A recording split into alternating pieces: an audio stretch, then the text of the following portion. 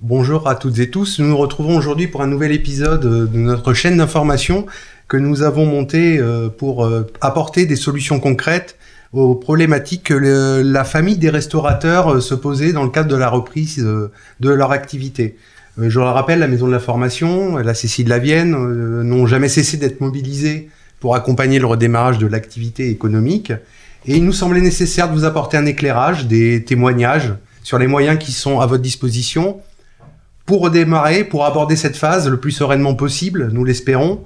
Et nous avons décidé de créer donc cette petite chaîne d'information qui va être construite autour de témoignages, des pros qui vont parler aux pros, vous apportant de manière très pratique des solutions pour votre activité. Nous accueillons aujourd'hui sur une thématique qui est le document unique, deux experts, deux professionnels. Donc nous avons Alain Gris qui est conseiller entreprise au sein de la CCI, ainsi que Yves Van Van qui est propriétaire du restaurant Les Trois Brasseurs, si je me trompe pas. Tout à fait. Avant de démarrer, d'abord, parce que alors moi je ne connais pas, Alain, c'est quoi le document unique ?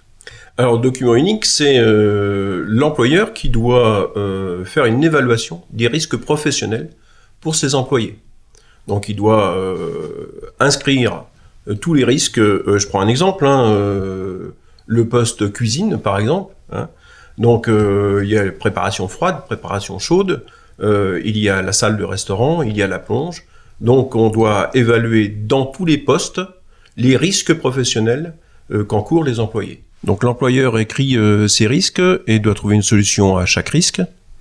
Donc, je prends un exemple, un sol glissant d'une cuisine doit équiper son cuisinier de protection individuelle, donc des chaussures de sécurité, par exemple. D'accord. Voilà. Et donc, ce document doit être à disposition des employés pour remarquer ce qui se passe et le fonctionnement de l'entreprise. Et donc, l'employé, lui, doit respecter le règlement intérieur et doit signaler toute anomalie dans les cuisines. Une ampoule qui grille, une fuite de plafond, etc. D'accord. Et Yves, j'imagine que c'est quelque chose que vous avez déjà mis en place. Comment ça se passe chez vous ? Alors en fait, ça peut se mettre en place par différents biais. Vous pouvez avoir des formations liées à ça. Des formateurs viennent avec vous, font le tour de l'établissement, déterminent par zone les risques auxquels vous pouvez être confrontés. Ça peut être fait par des sociétés comme la PAV, la Socotec et autres, qui peuvent aussi, ils arrivent avec un œil extérieur, ils ont l'habitude de monter ces dossiers-là, et donc ils contrôlent par zone les dangers auxquels peuvent être exposés les salariés, et peuvent être conseils techniques pour l'apport de solutions pour régler ou pas. Parce qu'en fait, il y a un moment, un couteau coupe, et donc il faut faire attention à son utilisation, et on ne remplacera pas le salarié, en tout cas on ne pourra pas enlever une partie du danger, mais peut apporter, lui, sa vision des choses pour déterminer quelle peut être une procédure ou la mise en place d'un matériel supplémentaire pour protéger les salariés. D'accord. Et j'imagine que ça va être un outil aussi pour vous en tant que patron, qui doit rassurer certainement les collaborateurs, puisque...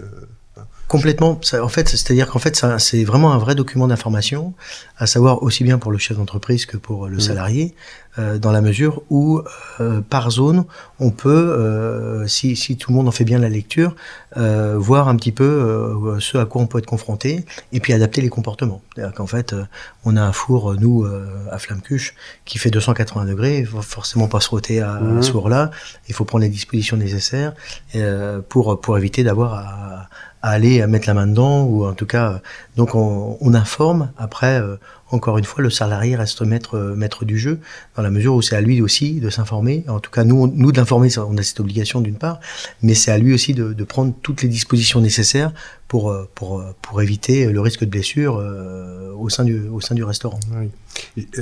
J'imagine que le volet sanitaire est intégré également. Tout à fait. Alors forcément, il y a des dispositions qui ont été mises en place suite à l'apparition du Covid, avec le port de masque, la distanciation, même si ça reste compliqué pour tout le monde, parce qu'en fait, quand on travaille en cuisine, alors selon la grandeur de cuisine qu'on peut avoir, on sait que dans nos métiers, on a souvent affaire aussi à des cuisines assez exiguës, et donc forcément une proximité au sein même de cet environnement-là. Et donc, on essaye de trouver les meilleures solutions et de faire évoluer un petit peu les techniques de travail, même si ça reste quand même, malgré tout un petit peu compliqué. Oui, je comprends, j'imagine surtout. Alain, toi qui as une vue, parce que je crois que tu pilotes un dispositif de déploiement de ce document, enfin, ou tout du moins tu viens en appui des professionnels qui ont besoin. Quel retour tu fais aujourd'hui sur le déploiement de ce document unique ou peut-être même, c'est quelle solution tu peux apporter, toi aussi, au travers de ton activité? Alors c'est vrai que les restaurateurs, on a un maximum de petites structures. Hein, et effectivement, l'employeur est un petit peu des fois perdu, hein, puisqu'il y a une mise à jour obligatoire tous les ans. Et puis là, lors de la pandémie, il faut absolument mettre son document unique à jour avec les nouveaux protocoles sanitaires. Donc on les guide. On les guide, des fois on les fait découvrir même, parce que c'est un document obligatoire, mais dans les petites structures, hein, parce que le document unique est obligatoire à partir du premier employé. Donc on les accompagne au mieux. Hein, et puis il y a un outil très intéressant sur le numérique qui s'appelle Wara. Hein, donc ils peuvent se connecter, hein, Wara, restauration, hôtellerie, et c'est un guide du document unique qui peut les aider vraiment à construire.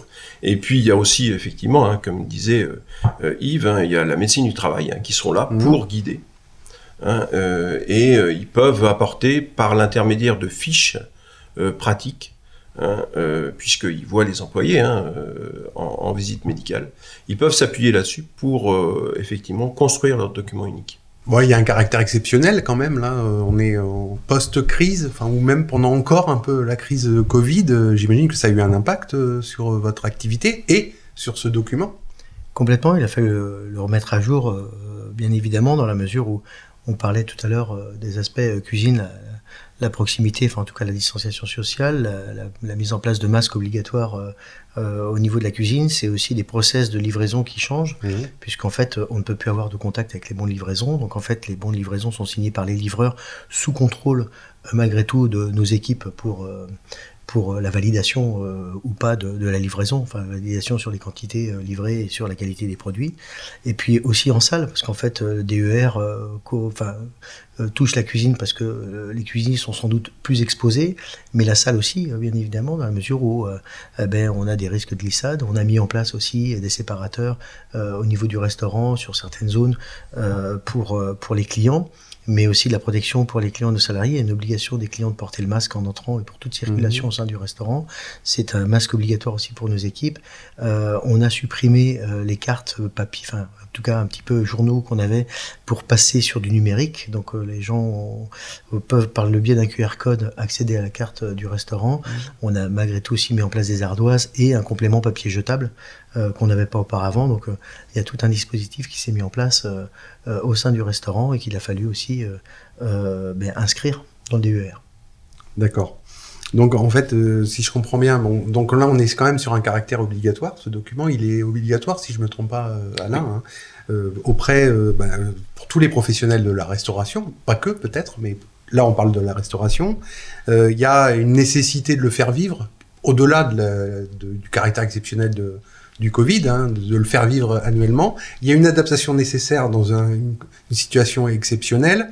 Et ce qui est finalement rassurant, ce que je comprends, c'est qu'il y a aussi bien au travers de ton activité, Alain, mais aussi d'organismes qui ont été cités tout à l'heure, la possibilité d'accompagner les professionnels dans la mise en œuvre. Donc le conseil, c'est vous contacter finalement, enfin te contacter, Alain. Oui, tout à fait. Tout à fait, c'est de contacter la Chambre de commerce et d'industrie de la Vienne.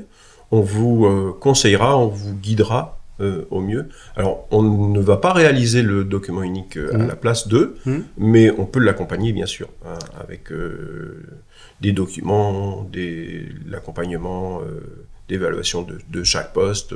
Oui, on peut les accompagner, bien sûr. D'accord. Vous trouverez tous les liens et informations en description de cette vidéo. Messieurs, merci, et puis à très bientôt pour le prochain épisode. Merci. Merci, au revoir. Au revoir.